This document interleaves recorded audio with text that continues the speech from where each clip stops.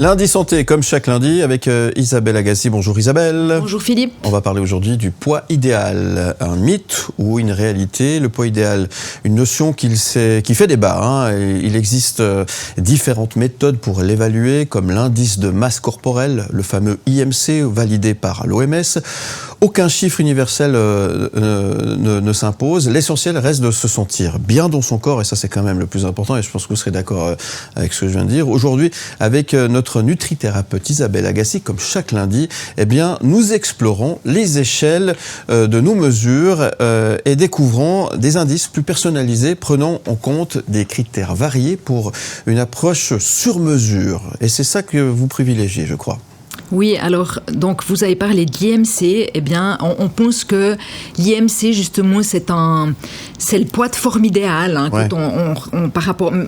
C'est une échelle, en fait, l'IMC. Une échelle, ouais. Donc, du coup, l'IMC, il est fait à partir de critères de santé.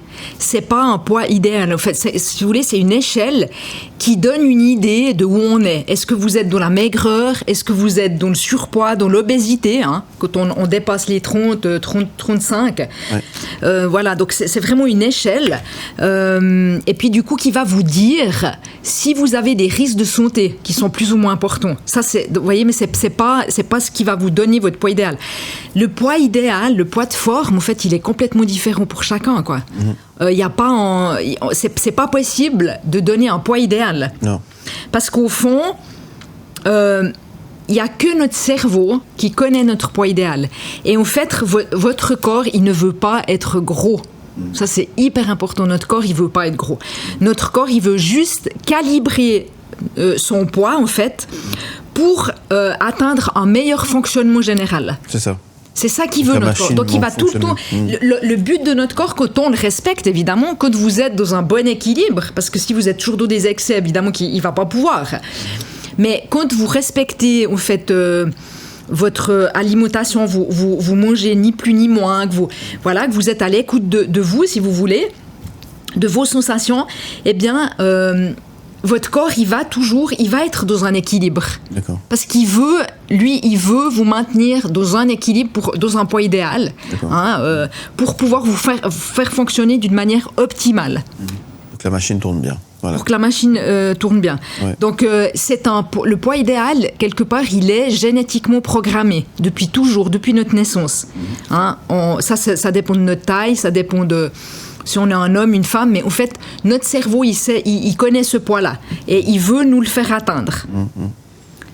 Après, on a quand même l'art, en tant qu'être humain, de lui mettre des bâtons dans les roues, parce que voilà, on boit trop d'alcool, on mange trop, on s'écoute pas, on abuse, on en a parlé pendant les fêtes, j'ai plus faim, mais je continue à manger, mais là, je suis pas très bien, alors je vais grignoter. Tout ça va faire qu'on n'écoute pas. On n'écoute pas ce que notre corps il nous dit, puis du coup, on prend du poids, et puis notre poids idéal, il peut en fait dévier du coup. Varier, ouais.